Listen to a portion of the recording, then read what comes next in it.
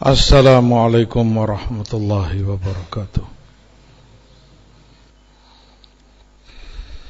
Alhamdulillah hamdan katsiran tayyiban mubarakan fih, mubarakan alaihi kama yuhibbu rabbuna wa yarda. Wassalatu wassalam ala Rasulillah Muhammad ibn Abdullah wa ala alihi wa sahbihi wa sallama tasliman katsira, amma ba'd. Ibadallah, hadirin jamaah salat Jumat rahimani wa rahimakumullah.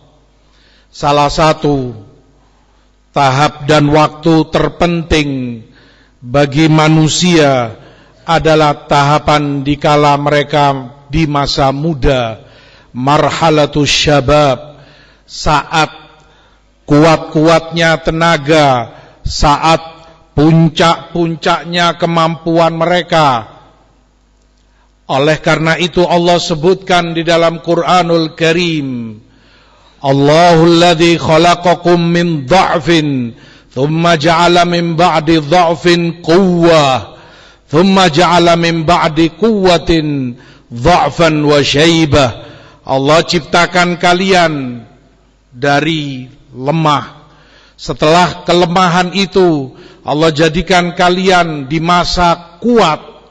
Setelah masa kuat itu Allah kembalikan lagi kalian di masa tua dan lemah. Diapit manusia itu di antara dua kelemahan. Kelemahan yang pertama saat masih kecil, masih serba butuh dengan orang tuanya, lemah dan serba lemah dengan kekurangannya. Setelah melewati masa ini, masuklah mereka ke marhalatus syabab, masuk di waktu muda, masa syabab, kuat-kuatnya manusia, sehat bugar akal pikiran, fisik maupun tenaganya. Setelah masa kuat, produktif, paling produktif di masanya, kembali dia turun memasuki masa tua. Ketika masa tua serba banyak kekurangannya, banyak kelemahan yang ada pada fisiknya maupun akal fikirannya. Masa muda diapit oleh dua masa kelemahan, masa kecil dan masa tua, yang itu merupakan karunia dan mauhibah dari Allah yang wajib disyukuri. Dijaga kenikmatan tersebut dengan diisi dengan segala yang bermanfaat bagi hidupmu dan masa depanmu. Ibadallah, ya ma'syarasy syabab, waffaqakumullah lima yuhibbu wa yarda. Rasulullah sallallahu alaihi wasallam, begitu pula para sahabatnya, sangat mewasiatkan dan mementingkan masa muda ini. La tazulu qadama 'abdin yaumal qiyamah hatta yus'ala an arba'. Tidak akan geser itu telapak kaki hamba di hari kiamat sampai dia bertanggung jawab, mempertanggungjawabkan di hadapan Allah tentang 4 perkaranya. Salah satunya wa an syababihi fima ablah, masa mudanya, masa syababnya dia habiskan untuk apa, dia gunakan untuk apa masa terkuat ini, masa jaya-jayanya manusia, masa keemasannya, paling produktifnya, dia isi untuk apa. Itu akan kalian pertanggungjawabkan di hadapan Allah Rabbul Alamin. Masing-masing tidak akan bergeser kakinya sebelum mempertanggungjawabkan semua itu. Makna ini sangat difahami oleh salaf rahimahumullahu ta'ala, karena mereka adalah generasi selanjutnya yang akan meneruskan beban dakwah, tanggung jawab Islam ada di pundak-pundak kalian. Kata Imam Sa'id bin Jubair rahimahullahu ta'ala, imam tabi'in, al-yawm nahnu wa ghadan antum, Hari ini kami yang pegang tongkat estafet itu, para kibar yang sudah tua usianya, mereka yang memegang dakwah, mereka yang mengajar, mereka yang bernasehat, mereka yang pegang segalanya. Tapi esok kalian yang pasti melanjutkan tongkat estafet itu, akan pindah tongkat itu ke tangan kalian. Abah-abah kalian, guru-guru kalian akan memasuki masa tua dan kemudian wafat, dan itu pasti. Generasi selanjutnya adalah kalian melanjutkan tongkat estafet tanggung jawab tersebut. Pertanyaannya, apa yang telah kalian siapkan? Apa yang kalian lakukan untuk masa itu ketika tongkat ada di tanganmu? Kalau kalian tidak memiliki bekal untuk masa itu ketika datang, celaka dan hancurlah umat ini, wal'iyadzu billah. Kata Umar ibnul Khattab radhiyallahu ta'ala anhu, ta'allamu qabla an tasudu. Oleh karena itu belajarlah, ta'allum al-ilm, sebelum kalian dipimpinkan, diangkat jadi pemimpin umat ini, pemimpin keluargamu. Tanggung jawab itu ada di pundakmu. Kamu akan bertanggungjawabkan, mau maupun tidak mau, harus kamu bertanggungjawabkan semua itu di hadapan Allah yang tidak samar baginya segala sesuatu. Ibadallah, ya ma'syarasy syabab, rahimani wa rahimakumullah. Ada beberapa perkara yang mengakibatkan generasi muda, anak-anak syabab lalai dan melupakan tanggung jawabnya. Yang pertama dan paling jahat adalah al-faragh, masa kosong, pengangguran. Dia tidak punya kesibukan yang bermanfaat. Karena dia nganggur, karena tidak ada yang bisa dia lakukan dari perkara yang berguna untuk hidupnya, untuk masa depannya, maka syaitan saat itu yang menguasai dirinya.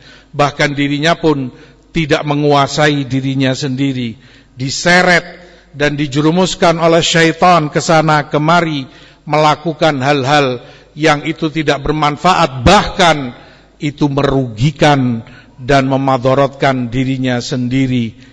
Masa kosong, masa pengangguran, di mana waktu berlalu tanpa ada manfaat yang bisa dia perbuat, tanpa ada guna yang bisa dia lakukan untuk keuntungan dan manfaat dirinya sendiri. Pada dua itulah manusia banyak tertipu, sebagaimana Rasulullah SAW sebutkan, as-sihhatu wal faragh, masa sehat dan masa ketika orang itu dalam kekosongan, tidak ada yang bisa dia lakukan. Yang kedua, adanya kesenjangan sosial, adanya jarak, jurang yang memisahkan antara generasi muda kita dengan generasi tuanya. Bahkan tidak jarang itu dengan orang tuanya sendiri. Terjadi jurang pemisah, orang tuanya di dunianya sendiri dengan kesibukannya sendiri, anak muda ini pun dalam dunianya sendiri. Orang tua melepaskan tanggung jawabnya, tidak membimbing dan memberi arahan apa yang seharusnya dilakukan oleh anak-anaknya yang di masa muda. Anak ini cenderung ke sana kemari, yang lebih dia dengar adalah teman-temannya. Celakanya ketika teman itu tidak mengarahkan dirinya kepada yang berguna, tidak mengarahkan dirinya kepada ilmu yang bermanfaat maupun amal yang saleh, tidak membenahi ibadahnya, tidak membenahi amal ibadahnya, terlebih adalah akidahnya dan tauhidnya. Maka kewajiban umat ini untuk ada kesinambungan, ada hubungan erat antara yang tua dan yang muda. Yang muda mendekat kepada yang tua, meminta nasihat, meminta bimbingan dan arahan. Yang tua pun turun kepada mereka, memberi arahan, mendengar suara hati dan kemauan mereka. Yang ketiga adalah pengaruh dari orang-orang yang jelek, dan pertemanan sangat kuat pengaruhnya. Fasahibu sahib, pertemanan itu sangat menarik dirinya. Siapa yang kamu temani, maka itu cermin dirimu sendiri. Dan seperti yang kita ketahui bersama, mathalul jalisis salih wal jalisis su, bagaimana Rasulullah beri perumpamaan teman yang baik dan teman yang buruk, seperti penjual minyak wangi dan peniup api. Yang ini bermanfaat bagimu, wangi harum, yang itu membakar pakaianmu, atau paling tidaknya bau busuk yang kamu dapati darinya. Pertemanan sangat kuat, entah itu secara langsung ataupun fitnah di zaman ini. Pertemanan secara tidak langsung, anak muda membuka pertemanannya secara online, teman di medsosnya fulan dan alan, entah itu jin atau manusia, memberi pengaruh-pengaruh buruk kepada pikirannya bahwa kamu dikekang oleh orang tuamu, jangan mau masa mudamu dirampas oleh mereka, kamu dipenjarakan di pondok pesantren, kamu begini dan kamu begitu. Para syaitan berkeliaran di medsos, entah itu jin, entah itu manusia. Terpengaruhlah generasi muda ini, teracuni pikiran mereka oleh bisikan-bisikan jahat para syaitan jin dan manusia itu. Wal'iyadzubillah. Perkara yang keempat yang banyak mempengaruhi kejelekan dan melalaikan mereka dari tanggung jawabnya mengisi masa mudanya dengan yang manfaat adalah membaca segala sesuatu yang tidak mendekatkan dirimu kepada Allah, Rabbmu yang menciptakan dirimu, Rabbmu yang menciptakanmu untuk beribadah kepadanya. Wa ma khalaqtul jinna wal insa illa liya'budun. Tidak aku ciptakan jin dan manusia kecuali agar mereka semua beribadah kepadaku. Bacalah Quran, bacalah hadis, bacalah kitab-kitab ilmu. Itu semakin mengenalkan dirimu kepada Allah, Rabbmu. Itu yang akan menjadi bekal di masa tuamu kelak. Itu yang akan menjadi bekalmu di akhirat kelak di hadapan Allah Subhanahu wa ta'ala. Dan sebelum itu bekalmu di barzakh, di dalam kuburmu, ilmu yang bermanfaat. Adapun bacaan-bacaan yang tidak ada gunanya, bacaan-bacaan yang tafih, bacaan yang sia-sia dan bahkan bermadarat, tidak menguntungkan dirimu secuil pun. Satu huruf pun yang kau baca darinya tidak berguna bagi dirimu. Apa manfaat yang kamu dapati membaca novel-novel, membaca komik-komik dan yang semisalnya? Apakah itu mendekatkan dirimu kepada Rabbmu? Apa kamu kira dengan novel itu kamu semakin bertakwa kepada Allah? Dengan kamu baca komik, novel dan tulisan para syaitan tersebut, menambah ilmumu, mendekatkan kamu selalu ingat akhiratmu. Tulisan para syaitan semakin melalaikan kamu dari Rabbul Alamin. Apa yang kamu dengar, telingamu adalah kenikmatan dari Allah, matamu adalah kenikmatan dari Allah. Gunakan untuk sesuatu yang bermanfaat, menambah kedekatanmu kepada Allah. Itu akan dipertanggungjawabkan oleh masing-masing hamba. Apa yang kamu baca, apa yang kamu lihat, apa yang kamu dengar. Dengarkan yang manfaat, ta'lim, muhadharah, durus, ilmu, menambah ilmumu tentang agama Allah SWT. Di saat yang bersamaan, anak muda yang hilang kendalinya, tidak tahu kemana arah hidupnya, entah apa yang dia dengar, entah itu dari handphonenya, entah itu dari MP3-nya, entah itu dari alat-alat yang lainnya. Apa yang kamu dengar? Ya syabab, apa yang berguna bagimu dari yang kamu dengar ini? Tidakkah engkau menyadari telingamu bukan milikmu? Telingamu adalah titipan kenikmatan anugerah dari Allah Subhanahu wa taala. Gunakan dengan baik. Ingat, yang kamu baca, yang kamu dengar, kamu sadari ataupun tidak, berpengaruh kepada kehidupanmu, berpengaruh kepada akal pikiranmu, mempengaruhi tindak tanduk dan adabmu setiap harinya. Kamu mungkin tidak menyadari, tanpa kamu ingat, tanpa kamu sadari, ternyata itu merubah, mempengaruhi sikapmu, perbuatanmu, amalanmu. Dan tengoklah sendiri kamu murojaah pada dirimu. Ibadahmu jadi malas dalam sholat 5 waktumu, akhlakmu jadi menurun, adabmu jadi buruk, semangatmu dalam talabul ilmu anjlok, nilaimu buruk, hafalan Qur'anmu merosot jauh, tidak ada semangat.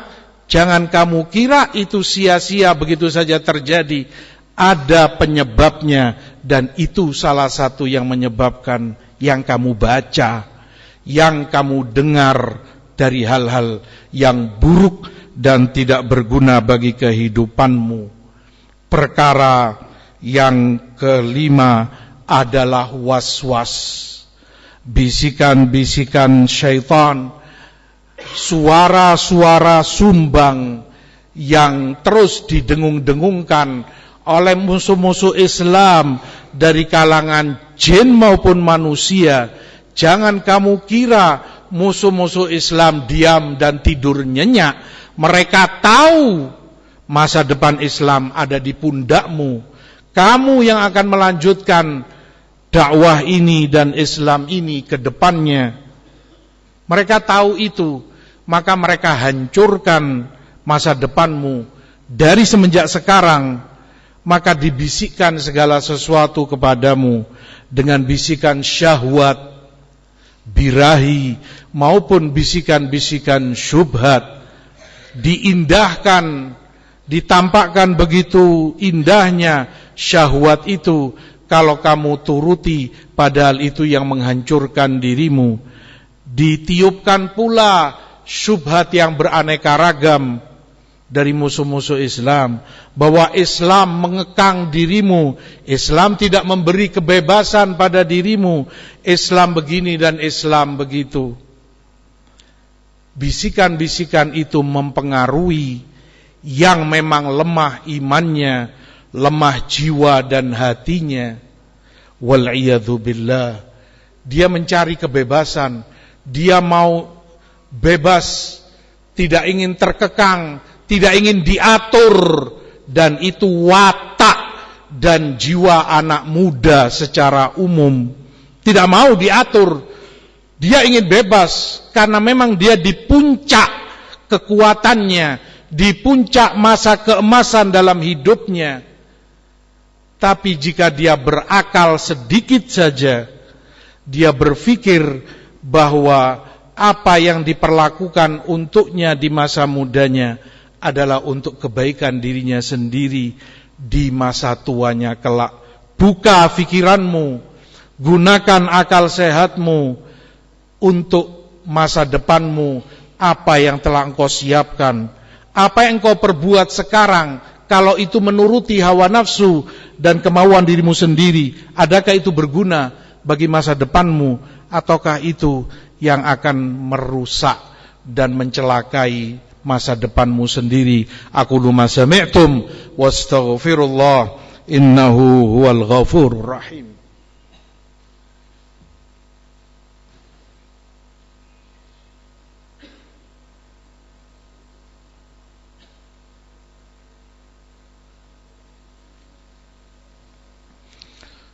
Alhamdulillah wassalatu wassalam ala Rasulillah wa ala alihi wa sahbihi wa sallama tasliman katsira wa ba'd.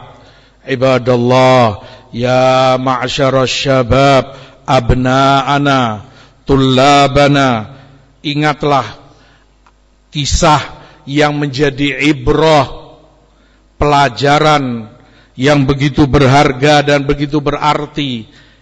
Sesungguhnya orang yang bahagia adalah yang mau mengambil pelajaran dan ibrah dari orang lain. Orang yang celaka adalah yang orang lain mengambil pelajaran darinya. Diriwayatkan dari seorang Ansari, saat mudanya, di masa yang sama, di usia yang sama, seorang sahabat yang mulia, Abdullah ibnu Abbas radhiyallahu ta'ala anhuma. Ibnu Abbas sibuk dengan belajar, duduk di majelis sahabat-sahabat kibar yang lebih senior dan lebih tua darinya. Masa muda beliau habiskan untuk itu, belajar dan mendengar, belajar dan duduk, thalabul ilm. Sementara yang seusia dengan beliau di masa itu, ya namanya anak muda melakukan ini dan itu. Sehingga sempat yang dari Ansor ini mentertawakan Abdullah ibnu Abbas. Dia katakan, Ibnu Abbas, atadhunnu anna an-nasa yahtajuna ilaik wa fihim minas sahaba fulan wa fulan. Ibnu Abbas, ente kira orang butuh sama kamu? Di sahabat masih ada banyak. Ada Abu Bakar As-Siddiq, ada Umar bin Khattab, ada Uthman ibn Affan, ada Abu Hurairah, ada fulan wa allan. Pembesar-pembesar para sahabat. Apa artinya kamu? Kamu masih muda, kamu masih bau kencur. Kata Ansari tersebut, fama hiya illa sinin. Dan tahun demi tahun berlalu, enggak lama. Ternyata Ibnu Abbas menjadi seorang ulama besar, imam min a'immatil Islam. Ribuan orang berjubel-jubel di majelis beliau, menjadi rujukan bagi umat di saat para sahabat yang lain banyak yang telah wafat. Generasi para senior mereka telah mendahului mereka. Tongkat estafet berlanjut, sekarang dipegang oleh Ibnu Abbas radhiyallahu ta'ala anhuma. Kata Ansari tersebut, fara'aitu anna dzalika syabal hashimi a'gal minni. Saat itu aku sadar anak muda Hashimi itu, karena Ibnu Abbas dari Bani Hashim, ternyata jauh lebih bijak dariku, lebih berakal dariku. Sekarang dia menjadi apa? Yang Ansari ini enggak dikenal oleh umat, enggak dibutuhkan oleh umat. Yang dibutuhkan orang yang berilmu. Sosok Ibnu Abbas, turjumanul Quran, dan itu waktu yang enggak lama. Berapa usiamu sekarang? 15, 17, 20, kurang, lebih. Sebentar lagi kamu menjadi orang dewasa. Kamu yang akan melanjutkan, kamu yang akan berdakwah. Abahmu mungkin akan wafat tidak lama setelah ini. Guru-gurumu juga akan berlanjut kepada marhalah kehidupan yang setelahnya. Jangan kamu dengar bisikan para syaitan itu. Ngapain kamu belajar? Masih ada para ustadz-ustadz itu. Masih ada para masyayikh, bahkan para ulama dan syekh-syekh besar. Waktu tidak berhenti, waktu terus bergulir dan berjalan, usiamu semakin bertambah dan semakin bertambah. Kelak kamu yang akan melanjutkan tongkat estafet itu. Jangan remehkan dirimu sekarang. Jangan kamu anggap dirimu kecil sekarang, tapi lihat dan ingat masa depanmu. Saat itu kamu akan sadar betul nasihat tersebut yang pernah aku dengar. Saat yang sekarang di masa mudanya ingin bebas, ingin semaunya, cari dunia, kerja, sibuk ini itu, kamu belajar. Nanti saat tua kamu akan sadar, begini ternyata aku dimuliakan sekarang, aku dihormati, sementara temanku fulan dan alan menjadi orang biasa seperti yang lainnya, tidak ditengok dan tidak dilihat oleh orang. Walaisa lil jahili makna, kata Ilbiri rahimahullah, orang yang jahil itu tidak punya makna di masyarakatnya. Atau di lafaz lain beliau katakan, walaisa lil jahili mughnin, orang jahil itu selalu butuh kepada orang lain, bukan orang yang butuh kepadanya, dia yang butuh ke orang. Tapi orang yang berilmu, dia yang dibutuhkan, dia yang dicari orang. Saat itu kamu akan tahu bedanya orang yang belajar dengan yang tidak. Sekarang kamu belum merasa, sekarang kamu belum mengetahui itu, sehingga kamu lakukan hal-hal yang bertentangan dengan tujuanmu. Duduk di ma'ahid, belajar ilmu, manfaatkan masa mudamu, isi dengan segala yang bermanfaat dan berguna untuk masa depanmu. Fal yaum nahnu wa ghadan antum, waffaqakumullah lima yuhibbu wa yarda.